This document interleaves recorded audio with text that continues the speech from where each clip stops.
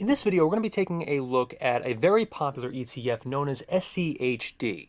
Now, a lot of people have talked about this in the past, including a lot of people on social media, including on YouTube, Twitter, and so on and so forth. But really, the question is whether or not you should invest. Could you invest in SCHD ETF? How much money you'll make, and so on and so forth. So really, what I want you to do is really hit the subscribe button because we talk so much about SCHD, stocks, ETFs on this channel, and a lot of personal finance related material.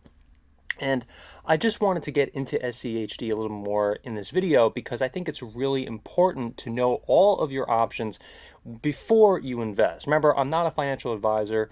This is just for entertainment purposes only. So remember to check the description below for more information on that. Really, I just want to talk about SCHD and my feelings about it, Schwab, dividends, and so on and so forth. So that word, right, dividends, what does that mean? Well, let's just say every single quarter, if we're talking about individual stocks and so on and so forth, they'll pay you a dividend, right? So that could be a percentage of 3% or 1% or 10%. Really, I mean, I don't think there's any stocks that pay 10%, but you get the idea. It's really a percentage of, per quarter or per annually, whatever stock you're investing in. It really just depends on what stock that is and what you invest in, or ETF as well. So now I pulled up an article that says SCHD 2023 was miserable. Here's why 2024, however, is shaping up to be much better for SCHD. So, of course, every single ETF and every single stock isn't going to perform the same year in and year out. And it really just depends on what's the best time to invest in an ETF or a stock. And really, if you capitalize on when you invest, then obviously that means that you can make more money if you invest at the right time, whether that is in the S&P 500 or ETFs, or individual stocks. It just all depends on when you invest and, how much, of course, you invest in. That really determines what type of capital you will receive from whatever stock or whatever ETF that you invest in. And I also want to say, too, that this video is also going to be kind of a master cut in terms of like what, SCHD is all about, and personal opinions and my people I've talked to and their personal opinions also about SCHD.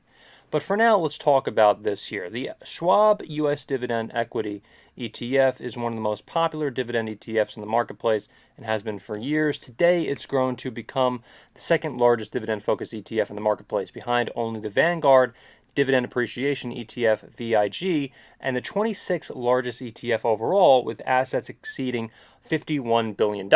So this truly is a gigantic ETF. And it's a polarizing ETF depending on who you talk to. Some people love Schwab, and some people don't really appreciate it as much. And it really depends on who you are. If you love dividends, this might be the best ETF that you can invest in. If you don't, if you want something like the S&P that doesn't pay as high of a dividend as SCHD, that might be for you. It really just depends on who you are and what you're looking for when you're looking for something to invest in during retirement. So again, Vanguard ETF, that's really a great one. I've heard so many great things about Vanguard. I've looked into it also myself. Of course, I have a nice circle of people, investors that I talk to about certain ETFs as well as stocks, and a lot of that group loves Vanguard, and a lot of people in that group also love SCHD. It just depends on who you are, again, and what you're looking for in terms of investing and what you're preparing for in terms of retirement as well. And also, of course, too, keep in mind, like I said before, it's all about when you invest. The timing of investing is very important to really capitalize on your gains as much as possible. That's in my opinion. I think that it's important. Now, what could happen if you invest at the wrong time, let's just say before a financial collapse? Well, you would lose a bunch of, a bunch of money, of course, but you'd have to, look, keeping your money, let's just say, in the long run, and accumulating compound interest is very important. Regardless of what ETF or what stock you invest in, really doesn't matter. I mean, that's such an important thing when you're looking at any sort of stock, and investing in whatever ETF or stock is, accumulating compound interest. I think that's a very important thing to note. Warren Buffett has talked about compound interest, just so much in the past, and same thing with his business partner Charlie Munger. They've talked so much about that as well. So, the biggest driver of investor interest has been its strong and consistent track record on an annual basis. Almost like clockwork, SCHD has performed in the top 1/3 of the Morningstar category, and had done so far a decade straight. That is until 2023. Now, investors who were betting that this streak of success would continue got an unfortunate reminder that SCHD isn't quite infallible after all. And of course, it doesn't matter what stock you invest in. It could be Apple, it could be Google, it could be Amazon. There will be points when, of the stock's history, of the company's history, that the stock will go down tremendously. And SCHD is just, one of those companies where, yes, the ETF has gone down at a point, and that's really not, it's not really controversial. I mean, that's just what happens sometimes with any sort of ETF or any sort of stock. Doesn't, it's just what happens. That's just the name of the game. How does SCHD work? To figure out what went wrong in 2023, we need to take a look at SCHD selects stocks for its portfolio, right? So in short, SCHD is one of the few dividend ETFs out there that focus on all three pillars of dividend investing: dividend growth, dividend quality, and high yield. The 10 consecutive years of dividend payments isn't dividend growth by definition, but companies that pay dividends for that long are usually growing them as well. The use of several popular fundamental metrics helps to ensure that companies have the best financial health to continue making and growing their dividend payments. So yeah, I mean, when you're a company like, let's just say, Meta, that now will be paying a dividend every single quarter, then you need that type of growth to, continue the dividend payouts and increase them every single quarter. Just like a company like Waste Management as well. They have increased their dividend, every single quarter. Well, not every single quarter, but actually I have to check that. But again, depending on the stock, that's really what happens. I would have to make sure, you just make sure of every single stock if they have increased their dividend, per quarter or per year, just depending. It just really depends on what stock it is. It's not a one size fits all basis. That's why I kind of had to check myself there for a second with Waste Management. Why did SCHD fail in 2023? It's to understand why SCHD performed so poorly last year. We have to take a deep dive into its drivers of performance. So, really, at a high level, we now know that SCHD trailed the S&P 500 by a wide margin, but it also lagged the broad dividend stock index by 6% as well. Yes, dividend stocks as a whole underperformed the market, but SCHD did pretty bad there, right?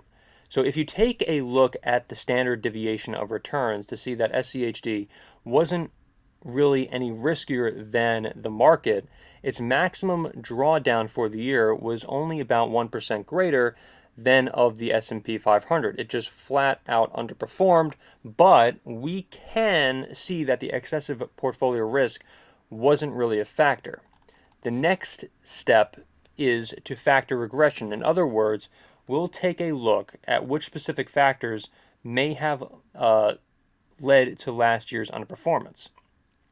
So, From a historical perspective, we now know that SCHD doesn't look a whole lot like the S&P 500, whereas the index is tilted heavily toward growth and tech names at the top. SCHD is loaded with durable defensive companies, therefore, its factor exposures will look a lot different as well. Now, you know, really you have to kind of take a look at what the market risk is, small companies, the value, profitability, conservative investments.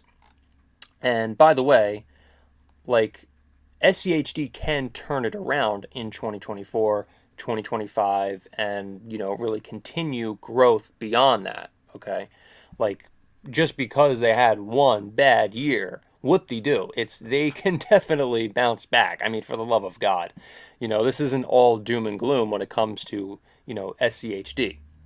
So in 2023, it was all about the mega caps, growth, tech, and Magnificent Seven stocks.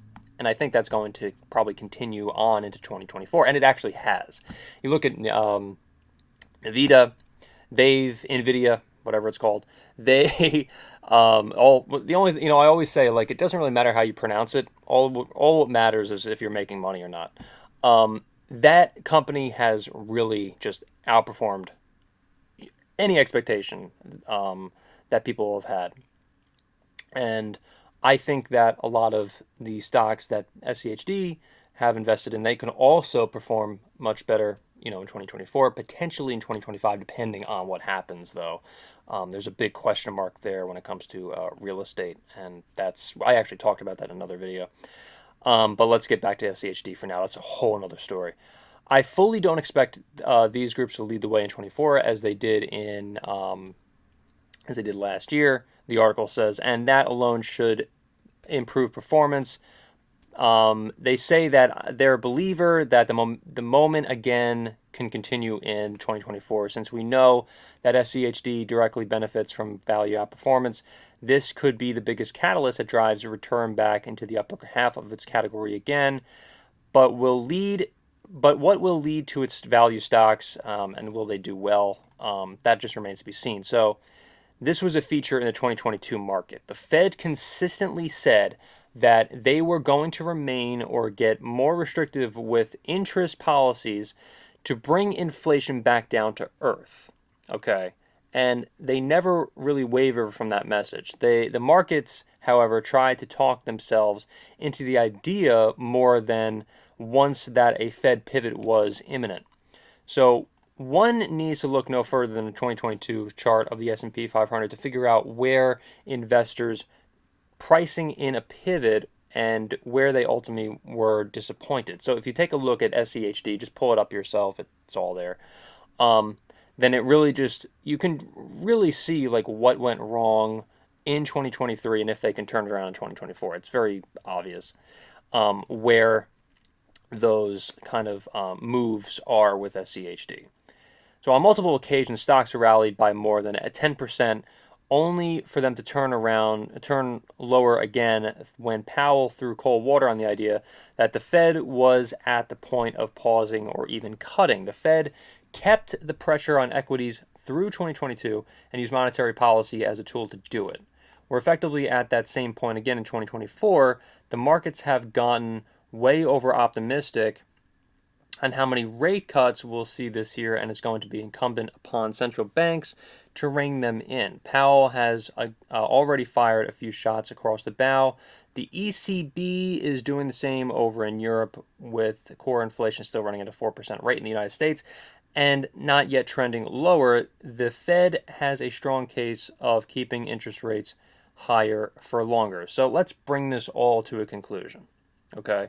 Now, we're not going to get into the master cut today. I'm going to probably say that to another video. Here's the conclusion. My expectation for a much better environment for SCHD is admittedly contingent on a couple of things. But it's really hard to imagine a repeat of 2023 occurring even under normal circumstances. I think a lot of the bullishness is priced into stocks right now, and investor sentiment is as positive as it's been in a long time.